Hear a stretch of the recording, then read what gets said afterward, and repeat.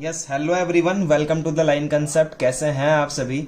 और मैं उम्मीद करता हूं कि आप सभी बहुत अच्छे होंगे स्टूडेंट्स। और आज हम आपके सामने बात करने जा रहे हैं पिछले वाले लेक्चर में जो पढ़ा था उसके आगे का। ठीक है एवरीवन, तो हम एक बार देखते हैं कि पिछले वाले लेक्चर में हमने क्या क्या पढ़ लिया था। तो पिछले वाले लेक्चर के अंदर स्टूडेंट्स हमने आपसे बात कर ली थी। देखिए एक छोटा सा रिवीजन कि वेक्टर क्या होता है, VECTOR वेक्टर क्या होता है, स्केलर क्वांटिटीज़ क्या होती है, और वेक्टर क्वांटिटीज़ कौन कौन सी होती है ये भी हमने जान लिया था और कुछ क्वेश्चंस इस पर कर लिए थे स्टूडेंट्स। आज का जो हमारा टॉपिक है उसका नाम है everyone general form of a vector. किसी वेक्टर की जनरल फॉर्म क्या होती है वो बात करेंगे स्टूडेंट्स। देखिए जनरल फॉर्म का मतलब क्या है, सीधी सी बात है। जनरल फॉर्म का मतलब वो है जिस तरह से उसको लिखा जाता है। देखिए स्टूडेंट्स, कोई भी वेक्टर होता है, सपोज दैट कि आपके पास में कोई वेक्टर है ए वेक्टर, तो उसको लिखा जाता है AI cap, BJ cap and CK cap. अब समझिए स्टूडेंट्स कि A, B, C क्या होते हैं। स्टूडेंट्स, A कोऑर्डिनेट होता है x coordinate, A is equal to x coordinate, and इसके साथ जो आई कैप लगा हुआ है, आई कैप होता है in the direction of x direction के अंदर यूनिट वेक्टर, यूनिट वेक्टर इन x डायरेक्शन। तो सिंपल सी बात आप तो याद रखो क्या, कि जो आई कैप है ये आपको डायरेक्शन बताता है, और आई कैप का मतलब है x डायरेक्शन। कौन सी डायरेक्शन? x direction. सिमिलरली मैं बात करूं आपसे b, तो b क्या होता है students? This is y coordinate, and जो इसके साथ है j कैप, स्टूडेंट्स ये होता है यूनिट वेक्टर, यूनिट वेक्टर इन y डायरेक्शन। तो j कैप किसके डायरेक्शन बताता है? y डायरेक्शन बताता है एवरीवन, समझ में आई। और उसी तरह से c होता है z coordinate, and k cap is equal to unit vector in z direction. समझे आप बात को? तो अब देखिए एवरीवन, क्या बताना चाहता हूं मैं आपको कि जैसे कोई वेक्टर मेरे पास में है a वेक्टर, तो ऐसे एग्जाम्पल लेते हैं। कोई सा भी वेक्टर आपके पास में हो सकता है, जैसे कि a vector is equal to 2i cap plus 3j cap plus 4k cap. समझ रहे हैं? ये हो सकता है। एक वेक्टर आपके पास में हो सकता है according to the question strategy, कि क्वेश्चन में किस तरह से दिया हुआ है आपको वेक्टर, उस तरह से होगा। जैसे कि मैंने आपको बोला 4i cap minus 2j cap plus 4k cap. तो इस वेक्टर का क्या मतलब है स्टूडेंट्स कि 2 तो है x कोऑर्डिनेट, 3 है y कोऑर्डिनेट और 4 है z कोऑर्डिनेट। और i का मतलब है i के साथ में है, तो i बता रहा है x डायरेक्शन को, j बता रहा है y डायरेक्शन को, और k बता रहा है z डायरेक्शन को स्टूडेंट्स। तो इस तरह से a लिख दिया और इसी तरह से b लिख दिया। तो आपके समझ में आया कि किसी भी वेक्टर को जो भी फॉर्म आपको मिलेगी वो इस फॉर्म के अंदर आपको मिलेगा स्टूडेंट्स। समझ में आया? इस फॉर्म के अंदर मिलेगा। आज का हमारा जो नेक्स्ट टॉपिक है उस टॉपिक का नाम है students magnitude of a vector. हम पहले भी पढ़ चुके हैं, लेकिन अब इसको हम लोग डिटेल में पढ़ने वाले हैं। मैग्नीट्यूड ऑफ अ वेक्टर, कि वेक्टर का मैग्नीट्यूड क्या होता है, समझिएगा। अच्छी खासी थ्योरी है, उसके बाद में क्वेश्चंस भी करेंगे। अगर कोई वेक्टर मेरे पास में है ए वेक्टर, क्या है स्टूडेंट्स? ए वेक्टर, ठीक है।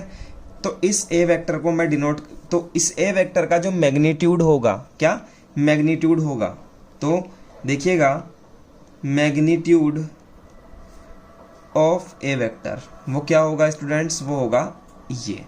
आप मैग्नीट्यूड ऑफ ए वेक्टर को इस तरह से डिनोट करोगे, ठीक है। ये फर्स्ट पॉइंट हो गया। मैग्नीट्यूड ऑफ ए, यानी कि magnitude of A is equal to क्या होता है? ये होता है लेंथ ऑफ वेक्टर ए। ये बात भी आपको लिखनी है कि मैग्नीट्यूड ऑफ ए वेक्टर क्या दिखाता है? ए वेक्टर की लेंथ को दिखाता है स्टूडेंट्स। तीसरी बात ये कि मैग्नीट्यूड ऑफ ए वेक्टर जो है वो हमेशा 0 से बड़ा होगा, ठीक है, कभी छोटा नहीं हो सकता, क्योंकि students length always be positive, length always be positive. Length जो होती है किसी भी वेक्टर की वो हमेशा पॉजिटिव होती है, और मैग्नीट्यूड क्या दिखाता है, लेंथ को दिखाता है। तो लेंथ कभी भी जीरो नहीं, मतलब जीरो से छोटी नहीं हो सकती, नेगेटिव नहीं हो सकती। बट अगर स्टूडेंट्स आपको कहीं पर ये देखने को मिल जाए ऐसे, तो आप इस कंडीशन को बोलेंगे सेंसलेस। सेंसलेस क्यों सेंसलेस? बिकॉज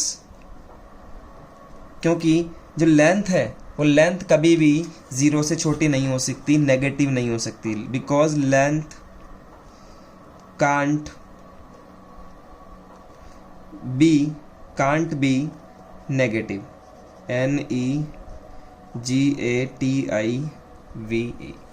ठीक है, आपने कभी सुना है कि डिस्टेंस, लेंथ जो होती है वो -3 मीटर हो गई? ऐसा कहीं पर नहीं होता है। इस कारण से जो मैग्नीट्यूड होता है वो कभी भी नेगेटिव नहीं हो सकता है स्टूडेंट्स। ठीक है, अब हम सीखने जा रहे हैं इसी मैग्नीट्यूड के अंदर वे ऑफ फाइंडिंग मैग्नीट्यूड, कि मैग्नीट्यूड फाइंड कैसे किया जाता है। एवरीवन समझ रहे हैं? Way of finding the magnitude of a vector.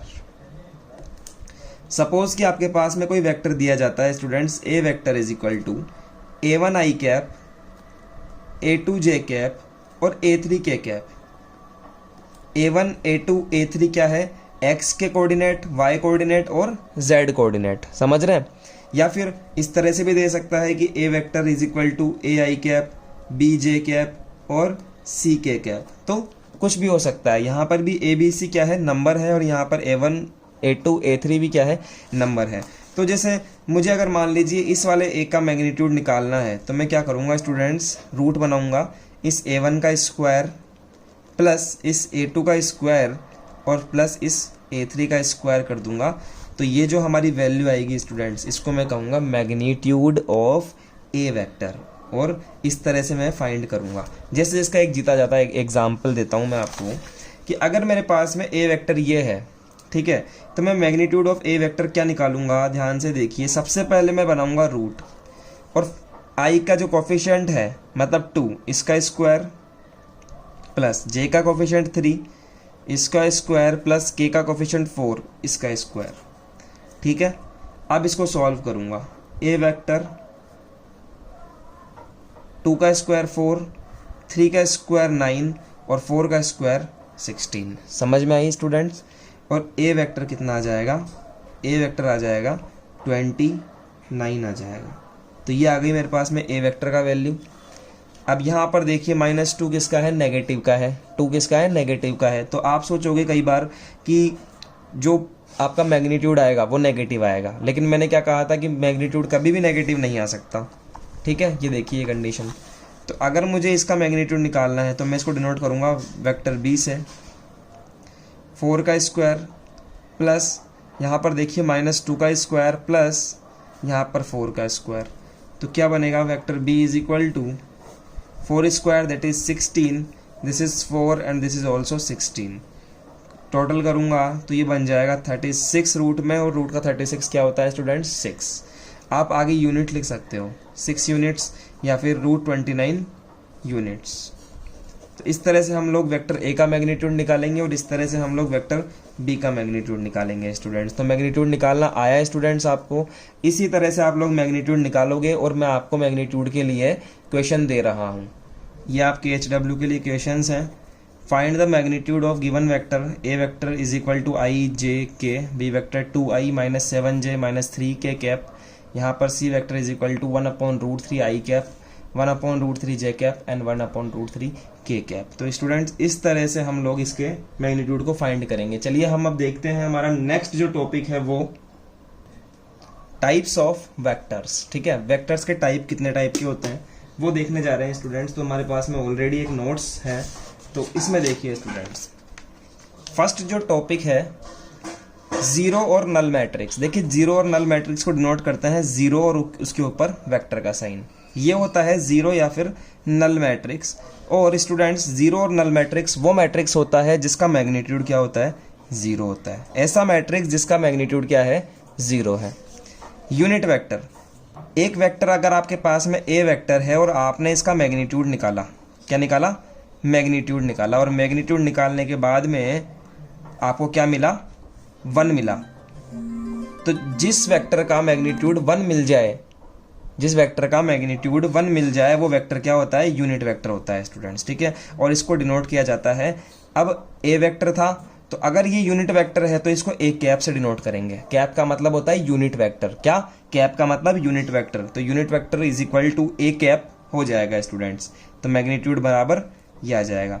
देखिए ये फॉर्मूला आप याद रख लीजिए, इस पर अभी हम क्वेश्चन करेंगे कि ए कैप जो होता है वो निकाला जाता है कैसे, ए वेक्टर अपॉन मैग्नीट्यूड ऑफ ए। ये फॉर्मूला बहुत अच्छा फॉर्मूला है और इसके ऊपर क्वेश्चन भी पूछा जाता है बोर्ड के थ्रू।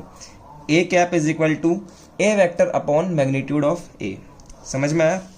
नेक्स्ट आता है students like and unlike vectors, ये आप लिखते चलिएगा। देखिए लाइक वेक्टर्स वो होते हैं जिनकी डायरेक्शन सेम होती है, हालांकि छोटे बड़े हो सकते हैं कि नीचे वाला छोटा है और ऊपर वाला बड़ा है, लेकिन इनकी डायरेक्शन सेम होगी। अनलाइक वेक्टर क्या होता है स्टूडेंट्स, जिनकी डायरेक्शन क्या होती है, डिफरेंट होती है, कि अगर एक इस तरफ है तो दूसरा इस तरफ होगा, समझे। तो नेक्स्ट आता है स्टूडेंट्स कोलिनियर वेक्टर्स। देखिए कोलिनियर वेक्टर्स क्या होता है, या तो वेक्टर ऐसे जाए और उसके जस्ट आगे से ही नया वेक्टर स्टार्ट हो जाए, एक ही लाइन के अंदर हो तो कोलिनियर वेक्टर हो गए। और पैरेलल वेक्टर वो होते हैं स्टूडेंट्स जो मतलब एक दूसरे के पैरेलल हो, इस टाइप से, उनके बीच की जो डिस्टेंस होती है वो हमेशा इक्वल रहनी चाहिए स्टूडेंट्स, ठीक है, और सेम डायरेक्शन में होने चाहिए, ठीक है। ऐसे भी हो सकते हैं कि एक ऐसा है और एक ऐसा है, बट इनका पैरेलल, इनके बीच में डिस्टेंस सेम होना जरूरी है, समझ गए। और ये कोलिनियर वाली कंडीशन ऐसे भी हो सकती है, ऐसे और ऐसे, ठीक है एवरीवन। तो ये देखिए यहाँ पर दिखा दूँ आपको। नेक्स्ट आता है स्टूडेंट्स को इनिशियल वेक्टर। ऐसे दो वेक्टर जो एक ही पॉइंट से इनिशिएट करें, एक ही पॉइंट से स्टार्ट हो, ऐसे दो वेक्टर कहलाते हैं को इनिशियल वेक्टर, जैसे कि ए वेक्टर और दूसरा है बी वेक्टर। नेक्स्ट आता है कोप्लेनर वेक्टर्स। ऐसे वेक्टर्स जो एक ही प्लेन पर हों, ये हमारे पास में एक प्लेन है और इस प्लेन के अंदर दो वेक्टर हैं, ठीक है। ये ऐसा भी हो सकता है, देखिए कि ए वेक्टर तो ऐसा है और एक वेक्टर ऐसा है, लेकिन है तो एक ही प्लेन में, तो हम इन्हें कहेंगे को प्लेनर वेक्टर्स। पी है साहब ये को प्लेनर वेक्टर्स। नेक्स्ट हमारे पास में आता है स्टूडेंट्स को टर्मिनल वेक्टर्स। ऐसे दो वेक्टर्स जिनका टर्मिनल पॉइंट सेम हो, मतलब कि लास्ट पॉइंट सेम हो, ये भी यहाँ पर टच करे और ये वाला भी यहाँ पर टच करे, तो टर्मिनल पॉइंट सेम मिल जाए, तो ये होता है को टर्मिनल वेक्टर्स। नेक्स्ट आता है नेगेटिव वेक्टर। देखिए ये समझिए, ये समझने की बात है। अगर हमारे पास में कोई वेक्टर है पी क्यू वेक्टर, पी ये रहा क्यू ये रहा, तो कौन सा वेक्टर हो गया, पी क्यू वेक्टर। लेकिन अगर मैं इसी के नेगेटिव वेक्टर की बात करूं तो इसी का नेगेटिव वेक्टर क्या होगा, इसका उल्टा, मतलब कि डायरेक्शन उल्टी हो जाएगी, लेंथ उतना ही रहेगा, मैग्नीट्यूड उतना ही रहेगा। तो ये बन जाएगा स्टूडेंट्स पी एंड क्यू। तो इसको इस बार आप पी क्यू नहीं लिखेंगे क्योंकि डायरेक्शन उल्टी है, क्यू से पी की तरफ है, तो इसको आप लिखोगे स्टूडेंट्स माइनस का पी क्यू। समझ गए।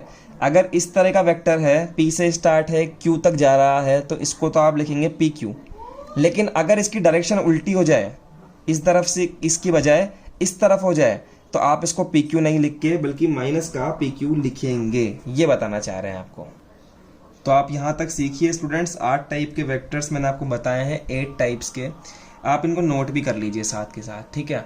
अब हम देखते हैं नेक्स्ट पॉइंट हमारा, और हम बात करना चाहते हैं जो अभी टाइप्स ऑफ वेक्टर हमने पढ़ा है स्टूडेंट्स, इसके ऊपर कुछ क्वेश्चंस करने के बारे में। तो देखिए कुछ क्वेश्चंस, लेकिन उससे पहले हमारे पास में एक टॉपिक है स्टूडेंट्स इक्वलिटी ऑफ वेक्टर्स। ये कंप्लीट कर दें, उसके बाद में हम लोग इस पर क्वेश्चंस भी करेंगे। इक्वलिटी ऑफ वेक्टर्स, ये समझिए इक्वलिटी ऑफ वेक्टर का क्या मतलब होता है स्टूडेंट्स, कि अगर हमारे पास में दो वेक्टर है, ए वेक्टर है एक और एक दूसरा वेक्टर है बी वेक्टर, ठीक है।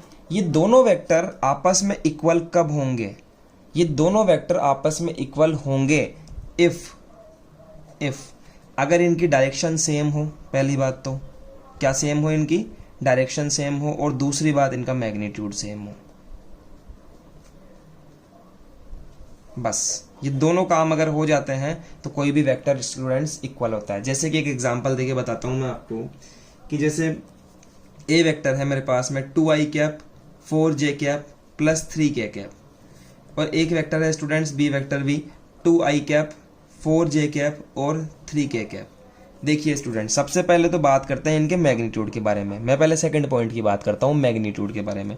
जब यहाँ पर ए वेक्टर है, उसका मैग्नीट्यूड अगर मैं निकालता हूँ तो 2 2 4, 4 4 16 एंड 3 का स्क्वायर 9। तो ए वेक्टर का मैग्नीट्यूड क्या आ जाएगा, 4 + 16 + 3 3 9।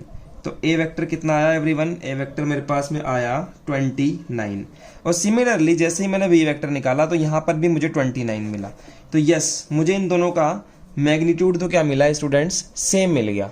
ठीक है, मैग्नीट्यूड मुझे मिल गया सेम।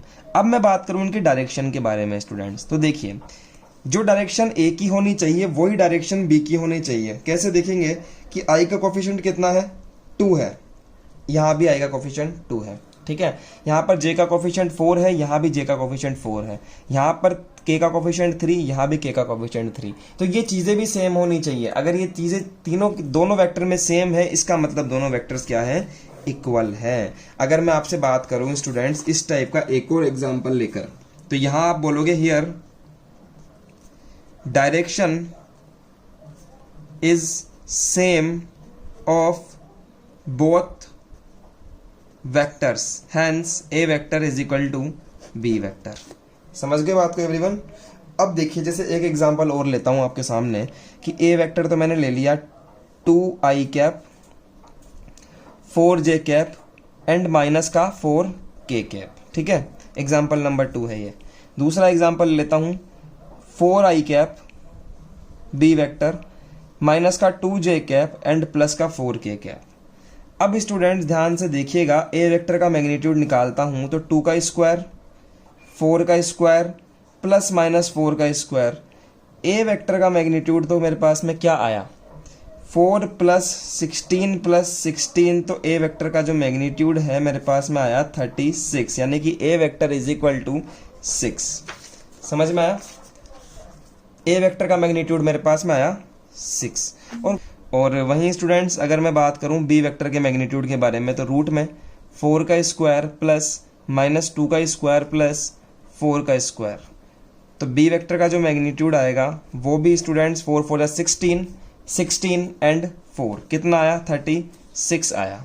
तो बी वेक्टर का मैग्नीट्यूड भी कितना आया, यहाँ पर 6 आया। यानी कि ए वेक्टर का मैग्नीट्यूड और बी वेक्टर का मैग्नीट्यूड क्या आया स्टूडेंट्स, सेम आया। यानी कि मैग्नीट्यूड तो सेम आ गया। अब हम देखेंगे इसकी डायरेक्शन। तो डायरेक्शन पे फोकस करो एक बार। यहाँ पर ए की डायरेक्शन क्या है, ए की डायरेक्शन क्या है देखिए, मतलब ए के अंदर एक्स की डायरेक्शन, आई कैप का कोफिशिएंट क्या है 4, यहाँ क्या है, सॉरी यहाँ पर क्या है 2, यहाँ पर है 4, यहाँ पर है 4, यहाँ है -2, यहाँ पर है 4 माइनस का और यहाँ पर है +4। तो इनको बोलते हैं स्टूडेंट स्केलर कंपोनेंट्स। क्या बोलते हैं इसको, स्केलर कंपोनेंट्स बोलते हैं। और आई जे के को क्या बोलते हैं, वेक्टर कंपोनेंट्स। किसके, एक्स एक्सिस का वेक्टर कंपोनेंट आई कैप है और जे कैप क्या है, वाई एक्सिस का वेक्टर कंपोनेंट। तो मैं बोलूंगा students here the scalar components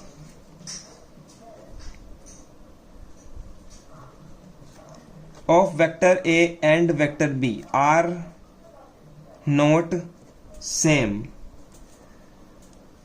hence इसीलिए A vector is not equal to B vector। ऐसे भी लिख सकते हैं hence the direction is not same, direction is not same. तो स्टूडेंट्स इस तरह से क्या है कि आपके जो वेक्टर्स हैं वो इक्वल नहीं होंगे। अब समझ में आया आपके कि मतलब पूरी तरह से सेम होने चाहिए। ये स्केलर कंपोनेंट्स है, आई का कोफिशिएंट इधर जे आई का कोफिशिएंट दोनों सेम होना चाहिए, तभी जाकर आप क्या कहेंगे कि ये इक्वल वेक्टर्स हैं। इस पर क्वेश्चन किस तरह से और पूछता है वो बताता हूं मैं आपको अब।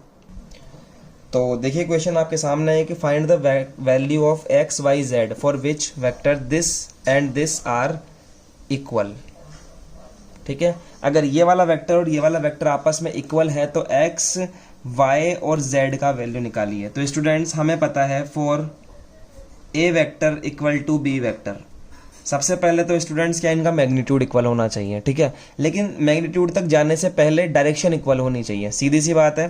तो देखिए अगर मैं कंपेयर करूं कि ये आई का कोफिशिएंट यहाँ एक्स है और यहाँ आई का कोफिशिएंट क्या है 2 है, तो यहाँ पर भी क्या होना चाहिए, यहाँ पर भी 2 होना चाहिए, तो मैं बोलूंगा x इक्वल टू 2 डायरेक्टली। ठीक है, यहाँ देखिए, यहाँ j का कोफिशिएंट कितना है, 2 है, यहाँ j का कोफिशिएंट कितना है, y है स्टूडेंट्स, तो मैं क्या बोलूंगा y इक्वल टू 2, सेम, क्योंकि इक्वल है ना दोनों के दोनों वेक्टर्स। वैसे ही देखिए z है यहाँ तो, और यहाँ k का कोफिशिएंट 1 है, तो मैं बोलूंगा z इक्वल टू 1। इस तरह से स्टूडेंट्स यहाँ पर आप x y z जो मिसिंग पार्ट है उसकी वैल्यू फाइंड करेंगे। तो दूसरा क्वेश्चन देखिए स्टूडेंट्स, इसी पे बेस्ड कि a वेक्टर आपको दिया हुआ है ये, b वेक्टर दिया हुआ है ये, तो पूछ रहा है कि देन क्या मैग्नीट्यूड ऑफ a और magnitude of b vector equal है। तो देखिए कैसे करेंगे, सबसे पहले तो यहाँ पर आंसर लिखेंगे, सॉल्यूशन जो भी आप लिखना चाहते हैं, और a वेक्टर का मैग्नीट्यूड निकालेंगे आप। क्या निकलेगा स्टूडेंट्स, देखिए यहाँ पर i का कोफिशिएंट 1 का स्क्वायर प्लस j का कोफिशिएंट 2 का स्क्वायर, तो क्या आएगा स्टूडेंट्स, 1 का स्क्वायर 1 एंड 2 का स्क्वायर 4, तो यहाँ पर रूट में आएगा 1 + 4 दैट इज इक्वल टू √5। और मैं b वेक्टर भी निकालूंगा यहाँ पर, तो क्या मिलेगा, 2 का स्क्वायर प्लस 1 का स्क्वायर, समझ रहे हैं, तो यहाँ आएगा 4 + 1 दैट इज इक्वल टू √5। तो मैं बोलूंगा यस, a वेक्टर का जो मैग्नीट्यूड है वो b वेक्टर के मैग्नीट्यूड के इक्वल है। ठीक है, अब पूछ रहा है क्या a vector and b vector equal है, तो इनका देखिए आप मैग्नीट्यूड तो इक्वल आ गया, लेकिन इनकी डायरेक्शन भी सेम आनी चाहिए। तो यहाँ देखिए स्टूडेंट्स, i का कोफिशिएंट 1 है और i का कोफिशिएंट यहाँ पर 2 है, मतलब कि मैच नहीं हुआ। यहाँ पर j का कोफिशिएंट 2 है और यहाँ पर j का कोफिशिएंट 1 है, मैच नहीं हुआ। कोई एक भी मिसमैच हो जाए, डिसमैच हो जाए, तो आप बोलेगे नहीं है। ठीक है, तो मैं बोलूंगा यहाँ पर here the scalar components are not same in both vectors, hence direction will not be same, therefore a vector is not equal to b vector. ऐसे आप लिखेंगे स्टूडेंट्स, समझ में आया आपके, इस तरह से आप आंसर करेंगे। अब इस पे स्टूडेंट्स हम एक क्वेश्चन और करने वाले हैं, देखिएगा ये बड़ा ही अच्छा क्वेश्चन है, टाइप्स ऑफ वेक्टर्स पे। देखिए क्या कह रहा है यहाँ पर, समझने की कोशिश कीजिएगा क्वेश्चन को, कि in figure which of the vectors are collinear, equal and coinitial. तो ध्यान से देखिए स्टूडेंट्स, इस तरह से आपको यहाँ पर वेक्टर्स बनाए गए हैं। ठीक है, ये वेक्टर यहाँ पर बनाए गए हैं, आपको बताना है कि सबसे पहले तो कोलिनियर वेक्टर्स कौन कौन से हैं। हमने क्या पढ़ा था स्टूडेंट्स कोलिनियर वेक्टर्स के बारे में, कोलिनियर वेक्टर कौन कौन से होते हैं, जो एक ही पॉइंट से निकले, मतलब एक पॉइंट से नहीं, जैसे कि एक वेक्टर यहाँ खत्म हो गया तो दूसरा वेक्टर इसके आगे से स्टार्ट हो गया, या फिर पैरेलल वेक्टर्स हो सकते हैं, ऐसे या फिर ऐसे। ठीक है, इसको भी आप कोलिनियर बोल सकते हो और इसको भी कोलिनियर बोल सकते हो। क्यों बोल सकते हो, क्योंकि दोनों के लिए कंडीशन सेम लगती है स्टूडेंट्स, समझ रहे हो। दोनों के बीच में ही एंगल क्या होता है, 0 डिग्री होता है। इसके और इसके बीच में भी एंगल क्या है, 0 डिग्री है, और इसके और इसके बीच में भी एंगल क्या है, 0 डिग्री है। इसलिए दोनों को हम लोग एक कंडीशन के तौर पर अज्यूम कर सकते हैं। ठीक है, यहाँ देखिए कोलिनियर वेक्टर्स, देखिए स्टूडेंट्स, वेक्टर सी, जो वेक्टर सी है उसके जस्ट पैरेलल कौन सा है, वेक्टर ए है, और सी वेक्टर से इसी पॉइंट से, इसी लाइन के अंदर डी वेक्टर भी है। तो ए वेक्टर, सी वेक्टर और डी वेक्टर तीनों के तीनों क्या है, कोलिनियर है। समझ गए। इक्वल वेक्टर कौन कौन से हैं स्टूडेंट्स, ध्यान से देखिए, एक वेक्टर है ए वेक्टर, ये वाला, और इसके जस्ट इसी के डायरेक्शन में सी वेक्टर है, इसी डायरेक्शन में, और दोनों की लेंथ भी सेम है। देखिए आप ध्यान से देखिए तो इन दोनों की क्या है, लेंथ भी सेम है। तो ए वेक्टर और सी वेक्टर क्या है, इक्वल वेक्टर्स है स्टूडेंट। समझ में आ गया आपकी बात। और नेक्स्ट आता है स्टूडेंट्स को इनिशियल वेक्टर, एक ही पॉइंट से निकलने वाले वेक्टर। देखिए इसी पॉइंट से सी भी निकल रहा है, इसी पॉइंट से बी भी निकल रहा है, और इसी पॉइंट से डी भी निकल रहा है। तो हम बोलेंगे C vector, B vector and D vector क्या है स्टूडेंट्स, को इनिशियल वेक्टर्स हैं। लिख लीजिए तीनों के आंसर, देखिए ये लिखे हुए। ठीक है, यहाँ मैंने आंसर को छुपा दिया है। और अब मैं आपसे पूछना चाह रहा हूँ जो क्वेश्चन है कि इन फिगर स्क्वायर, ये फिगर आपको दिया हुआ है और फिगर का नाम है square. Identify the following vector. सबसे पहले हमें कोइनिशियल वेक्टर्स को फाइंड करना है जो एक ही पॉइंट से निकल रहे हैं स्टूडेंट्स, समझ रहे हैं। तो देखिए वेक्टर ए और वेक्टर डी दोनों के दोनों एक ही पॉइंट से निकल रहे हैं, तो कोइनिशियल वेक्टर कौन सा हो गया, ए वेक्टर एंड डी वेक्टर। ठीक है, अब बात करते हैं इक्वल वेक्टर्स के बारे में, जिनकी डायरेक्शन भी सेम हो और उनका मैग्नीट्यूड भी सेम हो। तो देखिए ए वेक्टर इस डायरेक्शन के अंदर है, और क्योंकि ये स्क्वायर है तो इसका मतलब इसकी जितनी लेंथ होगी ए वेक्टर की उतनी ही सी वेक्टर की लेंथ होगी स्टूडेंट्स। लेकिन ए वेक्टर की डायरेक्शन सेम और सी वेक्टर की डायरेक्शन सेम नहीं है, तो इसका मतलब ये इक्वल नहीं होंगे। वहीं बात करें बी वेक्टर की, तो देखिए बी वेक्टर की डायरेक्शन नीचे की तरफ और डी वेक्टर की भी डायरेक्शन नीचे की तरफ। स्क्वायर की साइड से तो डी वेक्टर और बी वेक्टर भी आपस में इक्वल होंगे। तो बी वेक्टर और डी वेक्टर क्या है स्टूडेंट्स, आपस में इक्वल वेक्टर्स हैं। तीसरी बात करें collinear but not equal. Collinear होने चाहिए, एक ही लाइन में होने चाहिए, लेकिन इक्वल नहीं है, वो वाले देखो आप।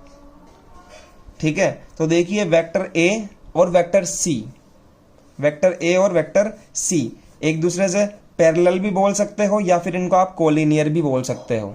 ठीक है एवरीवन, कोलिनियर या फिर पैरेलल बोल सकते हो। तो देखिए ये दोनों वेक्टर आपस में कोलिनियर है, लेकिन स्टूडेंट्स ये दोनों इक्वल नहीं है, क्योंकि इसकी डायरेक्शन क्या है, इस तरफ है और इसकी डायरेक्शन इस तरफ है। ठीक है, तो A vector and C vector, ये लीजिए आंसर आप लिख सकते हैं आराम से। A and C are collinear but not equal vectors because different direction. तो ये इस तरह से क्वेश्चन करेंगे स्टूडेंट्स। अब आप इस पे और कुछ क्वेश्चंस देखते हैं। देखिए अभी थोड़ी देर पहले हमने एक वेक्टर पढ़ा था स्टूडेंट जिसका नाम है यूनिट वेक्टर, और मैंने कहा था कैसे निकाला जाता है A vector upon magnitude of A vector. और इसके लिए मैंने आपसे एक बात कही थी कि इसको याद रख लो आप, इसको आप याद रख लो ताकि ये हमारे काम आएगा अभी अभी। ठीक है, तो स्टूडेंट्स इस पे क्वेश्चन किस तरह से आता है वो देखिए। Find the unit vector in the direction of A vector is equal to 2i cap plus 3j cap plus k cap. इस तरह से क्वेश्चन आता है स्टूडेंट्स कि इस वाले वेक्टर की डायरेक्शन में यूनिट वेक्टर फाइंड कीजिए। तो स्टूडेंट्स मैं बताऊं आपको, ये पूछने का तरीका कुछ इस टाइप से होता है कि इस वेक्टर की डायरेक्शन में फाइंड कीजिए। एक्चुअली पूछ आपसे इसी वेक्टर का यूनिट वेक्टर रहा है, क्या, इस वेक्टर का यूनिट वेक्टर। तो आपको कैसे करना है इस तरह का क्वेश्चन, सबसे पहले तो यहाँ पर सॉल्यूशन लिखना है और आप इसकी डायरेक्शन में यूनिट वेक्टर फाइंड करना चाहते हो, मतलब कि आप ए कैप फाइंड करना चाहते हो। ठीक है, यूनिट वेक्टर क्या फॉर्मूला होता है, A vector upon magnitude of A vector. तो ए cap is equal to A vector क्या है, ये रहा 2i cap 3j cap k cap divided by इसका मैग्नीट्यूड। इसका मैग्नीट्यूड कैसे निकालेंगे, 2 का स्क्वायर 3 का स्क्वायर और 1। स्टूडेंट समझ में आई आपकी बात। सॉल्व करेंगे तो आएगा 2i cap 3j cap k cap upon 2 2 4 9 and 1। तो a कैप क्या आ जाएगा एवरीवन, a कैप आ जाएगा 2i cap plus 3j cap plus k cap divided bye 10 plus 4 this is 14।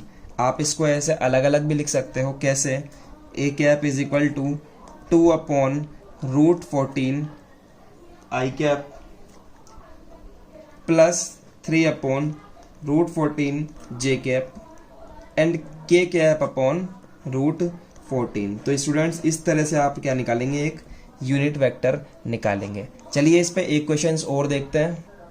देखिए स्टूडेंट्स इस तरह का क्वेश्चन भी पूछा जाता है आपसे। क्या क्वेश्चन है देखिए, find the vector having magnitude 7 units. एक वेक्टर हमें फाइंड करना है जिसका मैग्नीट्यूड कितना है, 7 यूनिट्स है, in the direction of A vector is equal to this.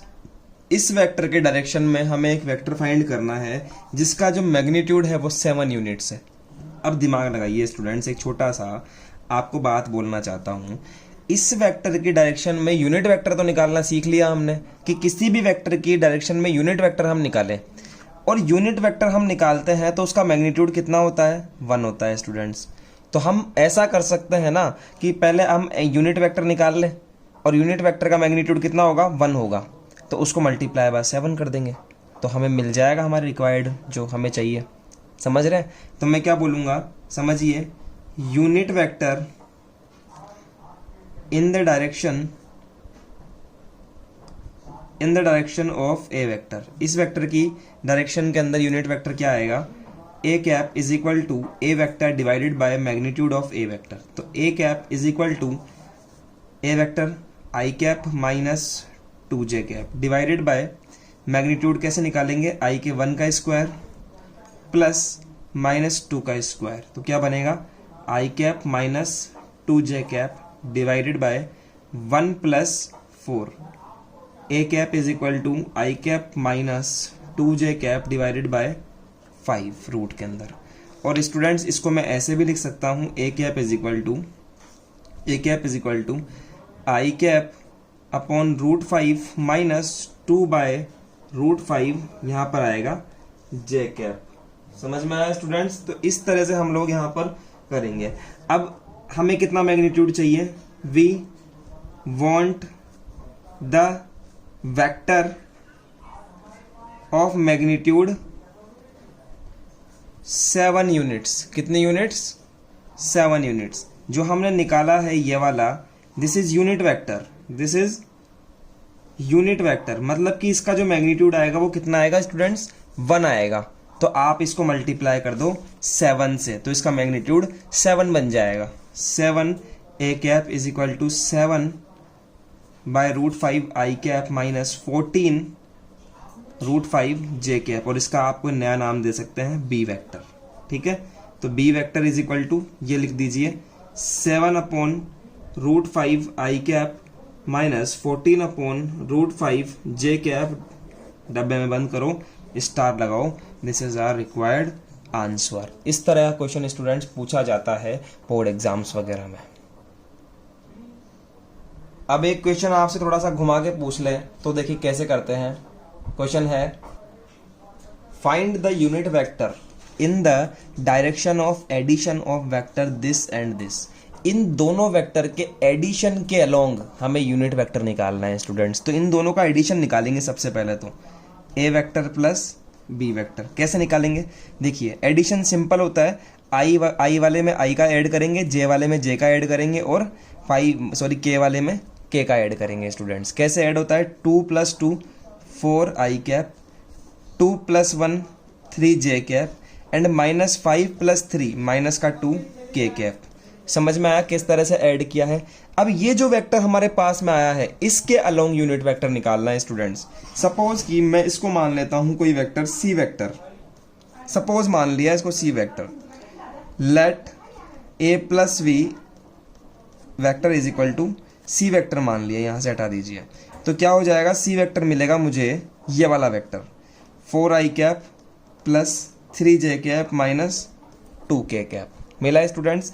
इस वेक्टर के अलोंग यूनिट वेक्टर चाहिए, तो कैसे निकालूंगा? C cap is equal to C vector divided by C vector का मैग्नीट्यूड। कैसे निकलेगा? C cap is equal to, पहले तो ऊपर की तरफ वेक्टर लिख दीजिए 4 आई कैप 3 जे कैप माइनस का 2 K cap divided by magnitude of 4 का स्क्वायर 3 का स्क्वायर एंड माइनस 2 का स्क्वायर।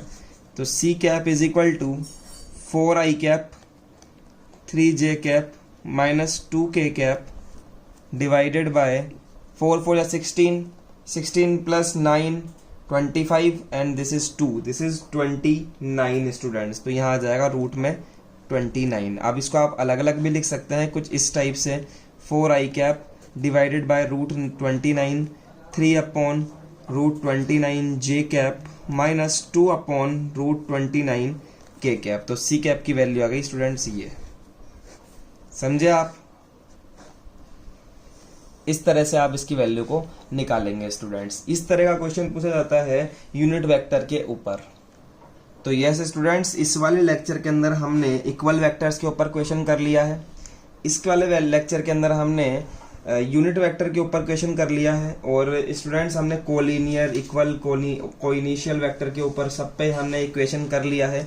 देखिए एक क्वेश्चन मैं आपको देना चाहूंगा जो हम कर चुके हैं। देखिए ये फिगर है आपके पास में, ये फिगर है, और इसके अंदर आपका जो क्वेश्चन है वो ये है। फिगर से पहले क्वेश्चन लिखिएगा कि in figure which vectors are, first है इसका कोई collinear vector, equal vector, coinitial vector, collinear but not equal vector. इस वाले में आपको फाइंड करना है, ठीक है?